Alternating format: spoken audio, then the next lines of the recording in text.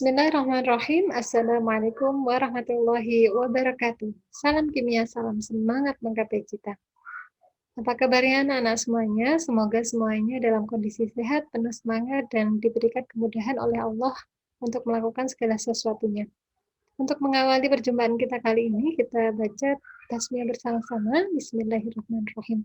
Semoga dalam belajar kita senantiasa dimudahkan dan Lima doakan semuanya bisa menggapai cita-cita sesuai dengan impian masing-masing. Baiklah, untuk pelajaran kimia bersama Bu Ima kali ini kita akan membahas penulisan laporan praktikum. Mengingat pekan yang lalu kita sudah melakukan praktikum, hari ini kita agendakan untuk semua dari kelas MIPA ini untuk bisa menuliskan ya hasil praktikum ke dalam format laporan. Nah, format laporan yang akan kita tuliskan nanti seperti apa akan kita bahas detail di sini. Bismillahirrahmanirrahim, anak-anak semuanya. Sekarang kita akan membahas detail dari penulisan laporan praktikum. Sebelum kita menulis, kita terlebih dahulu ya mengetahui format laporan itu seperti apa. Yang akan kita gunakan dalam pembuatan format laporan praktikum kimia ini adalah format yang cukup sederhana ya. Jadi mungkin ini sebagai latihan kita semuanya untuk membuat laporan. Nah, item yang harus muncul ya dalam laporan yang akan kita buat nanti adalah cover, judul, tujuan, dasar teori, alat dan bahan, cara kerja, data pengamatan, analisis dan pembahasan, kesimpulan serta saran dan penutup. Nah, itu format utamanya nanti dilengkapi dengan daftar pustaka dan lampiran. Kita akan membahas detail dari masing-masing item ini seperti apa ketentuannya. Baik, untuk cover nanti silakan anak-anak beri judul ya. Misal kita akan membuat laporan dengan judul alat uji daya hantar arus listrik. Silakan diberi judul di bagian sini menggunakan huruf besar semuanya.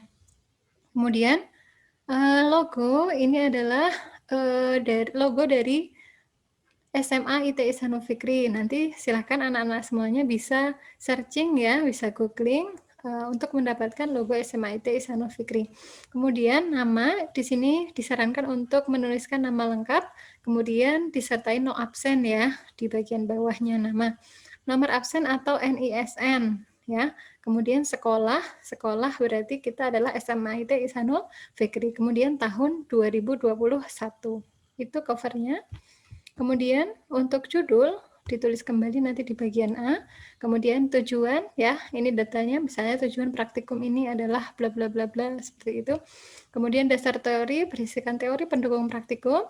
Kalau kita membahas tentang uji daya hantar arus listrik berarti kita membahas tentang pengertian, kemudian mekanisme kenapa bisa menyalakan lampu dan sebagainya.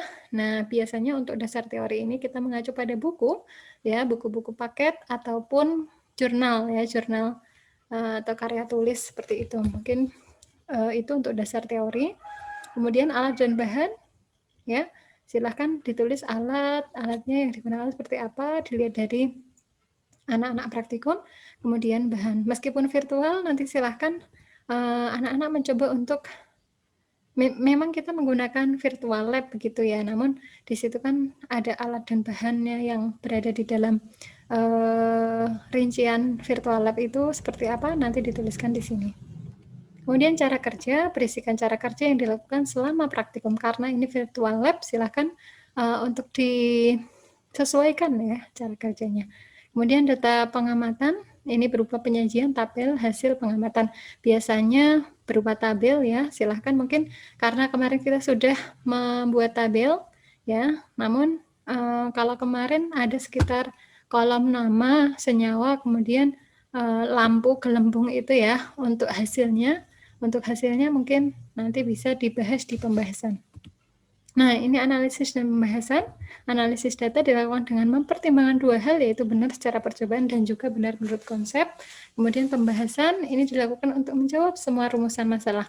Karena dalam laporan kita tidak menggunakan rumusan masalah, ya kita cukup tujuan ya. Jadi membahas seperti apa tujuannya, kemudian dilakukan untuk menjawab semua tujuan yang telah disusun di awal percobaan. Nah, jawabannya tidak hanya berasal dari teori saja, namun didukung dengan data hasil percobaan yang telah dilakukan selama dalam laboratorium. Karena anak-anak virtual lab berarti selama anak-anak melakukan percobaan melalui virtual lab. Kemudian kesimpulan di sini adalah berisi jawaban dari tujuan, ya, maksudnya kesimpulan biasanya menjawab tujuan seperti itu. Dan saran masukan ini adalah berisikan saran-saran untuk perbaikan praktikum di masa yang akan datang. Misal anak-anak punya kendala apa, nah sarannya untuk percobaan selanjutnya kalau toh misalnya ada orang yang membaca dari laporan anak-anak itu seperti apa, seperti itu ya, agar praktikum yang dilakukan oleh orang lain ataupun kita nanti ke depannya itu berhasil dengan lebih maksimal. Nah, yang terakhir daftar pustaka ya, itu biasanya ketika kita menggunakan buku paket ataupun buku-buku sebagai acuan kita dalam membuat laporan, itu silakan anak-anak tulis di sini. Ini berisi nama lengkap ya, ini nama lengkap tapi dibalik, makanya ini Bu Ima menuliskan lengkap nama seperti itu ya. Kemudian nama lengkap ini dibalik ya, tahun terbit ya, kemudian judul itu dicetak miring, kemudian kota terbit, _2 penerbit ya. Ini untuk daftar pustaka apabila kita gunakan pustaka ya berupa buku. Nah, kalau penulisan daftar pustaka seperti jurnal dan sebagainya, mungkin anak-anak nanti silahkan bisa mencarinya ya, tata tulis daftar pustaka jika itu jurnal ataupun yang lainnya. Dan terakhir adalah lampiran berupa foto praktikum, foto anak-anak saat praktikum. Karena menggunakan virtual lab, sekali lagi silahkan bisa menyesuaikan ya, bisa saat anak-anak melakukan praktikum ataupun alat dan bahannya kemudian coba difoto dan sebagainya.